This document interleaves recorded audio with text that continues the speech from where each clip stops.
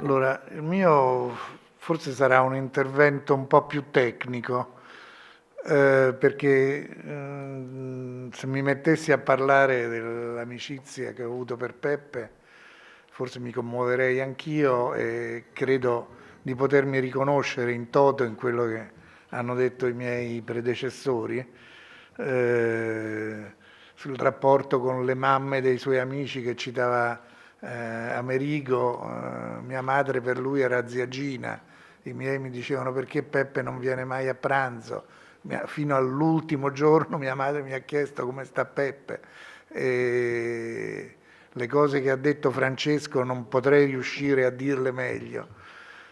E quindi mi limiterò a raccontarvi quello che ho cercato di fare per mettere un po' in ordine il suo archivio.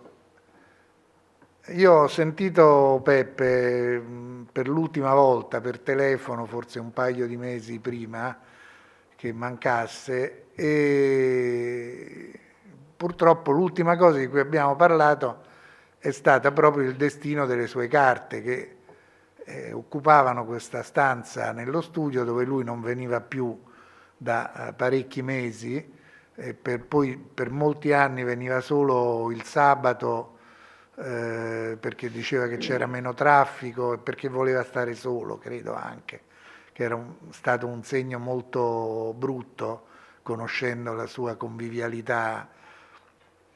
E lui scansò l'argomento. Io cercai di dirgli, in fin dei conti, sei solo, pensa a cosa vuoi fare della tua biblioteca e del tuo archivio. E lui cambiò argomento, non ne voleva parlare, mi disse solo che teneva tanto alla biblioteca dei suoi nonni che lui aveva gelosamente conservato, che sta in una stanza studio, in scatoloni, i nipoti l'hanno vista, che è una bella biblioteca di fine Ottocento con edizioni anche pregiate, cose che gli dispiaceva dare via, e poi cambiò argomento.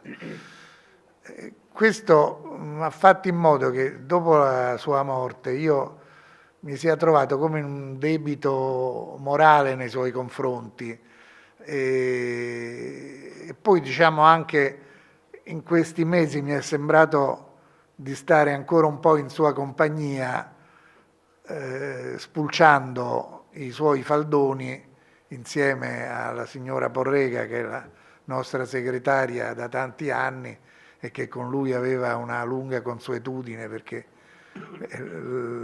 gli batteva a macchina tutto quello che gli doveva servire battuto a macchina, perché per il resto lui scriveva a mano con un ordine, una logica che citava anche Amerigo, citando le diapositive da inserire, citando le note a margine. Poi vedrete dopo nell'altra sala, io ho portato 3 faldoni da poter consultare per farvi capire un po' com'era il suo metodo di lavoro e che cosa potrebbe essere approfondire. Ognuno dei suoi faldoni è un libro non scritto. Io l'ho sempre pensato, poi quando lo pungolavo a pubblicare qualche cosa mi rispondeva: e cosa vuoi? Che scriva un libro ingegneri e architetti italiani dell'Ottocento che cominciano per C? Perché aveva fatto in quel periodo della sua vita un certo numero di voci del dizionario biografico degli italiani. E allora mi sono messo insieme ad Elena a guardare questi faldoni e cercando di mantenere un pochino l'ordine. Questa era la situazione della sua biblioteca, dove alternava i faldoni ai libri, e poi a un certo punto si era stufato di fare faldoni, per cui quelle cartelline che citava Carlo Severati si andavano ammucchiando. Quindi noi in pratica abbiamo fatto una cosa: abbiamo messo in ordine i faldoni schedando ogni cartellina contenuta nei faldoni, e le cartelline sfuse gli abbiamo dato un ordine razionale raggruppandole per argomenti, per lezioni, per epoche della sua vita, della sua vita da ricercatore. Volevo andare avanti. Ecco, e questo adesso è l'archivio come si presenta.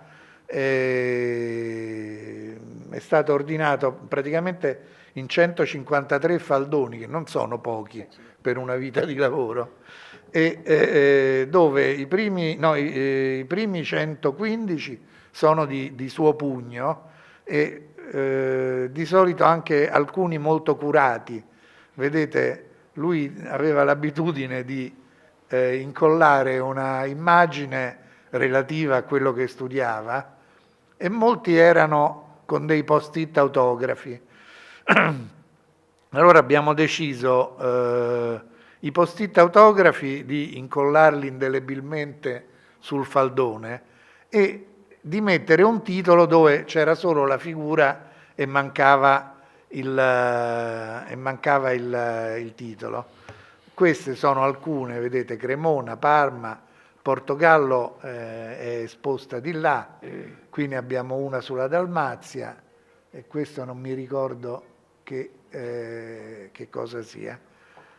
Questi sono sempre i suoi, questo è Mosca l'anello d'oro, un disegnino di un caravanserraglio libico, forse di Fausto o di qualcuno dell'epoca.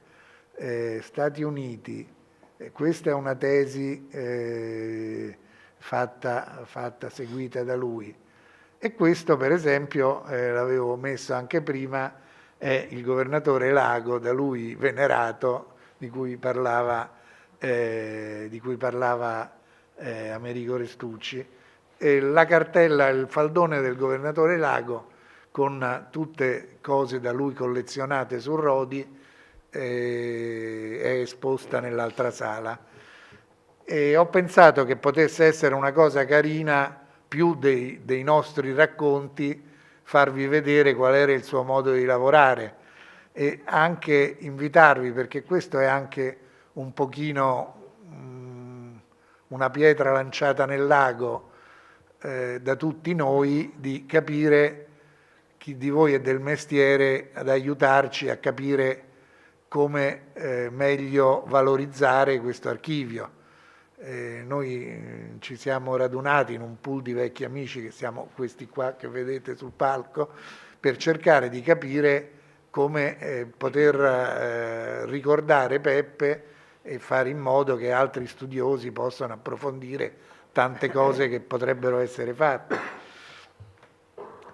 E da questo ordine che ho dato ai faldoni, poi oltre ai faldoni ci stanno delle scatole di diapositive, di fotografie varie, negativi, positivi, sia quelle delle lezioni, ma soprattutto molte foto anche degli anni 60-70 che lui faceva in giro per il mondo. Lui aveva una Rollei di cui era molto orgoglioso, in cui ha fotografato il mondo con cui ha fotografato il mondo che ha visitato, e anche questo varrebbe la pena che qualcuno le spulciasse e le vedesse, perché io ne ho viste alcune e sono veramente delle foto molto belle, anche datate in momenti. Insomma, lui ha fatto dei viaggi oltre Cortina negli anni 60, anche con peripezie varie che raccontava sempre con gran piacere, quindi ci stanno anche delle testimonianze che sarebbe interessante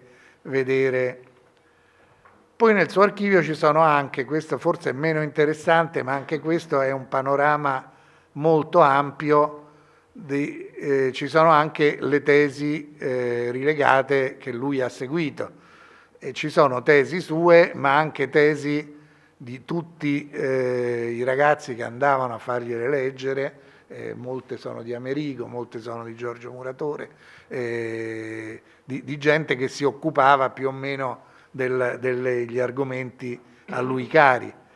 E io vi ho portato a vedere più o meno il lavoro che ho fatto, perché ho praticamente radunato queste cartelle. Diciamo che questo è il lavoro che ha fatto la suddetta signora Porrega, perché l'abbiamo stabilito insieme, e ci stanno i nomi dei faldoni, tra parentesi quadre abbiamo messo i nomi che gli abbiamo dato noi in base al materiale che c'era dentro, e all'interno i titoli di tutte le cartelline. Voi qui potete vedere, vi faccio qualche... Ecco, questa è quella del Portogallo che trovate di là, poi qui ce n'è una su Vienna, e ci stanno segnate sempre, anche sulle cartelline c'erano delle citazioni letterarie, e queste cartelline contengono di tutto, contengono schizzi fatti a mano, contengono dépliant turistici che lui selezionava perché si conservava e li citava nei testi, contengono disegni di altri, iconografie antiche. Lui ha anche una collezione di cartoline antiche molto interessanti che faceva vedere sempre a lezione, e io ricordo sempre di essere andato una volta di nascosto a sentire una sua lezione con mia figlia che si doveva iscrivere all'università, per fargli sentire com'era una lezione universitaria,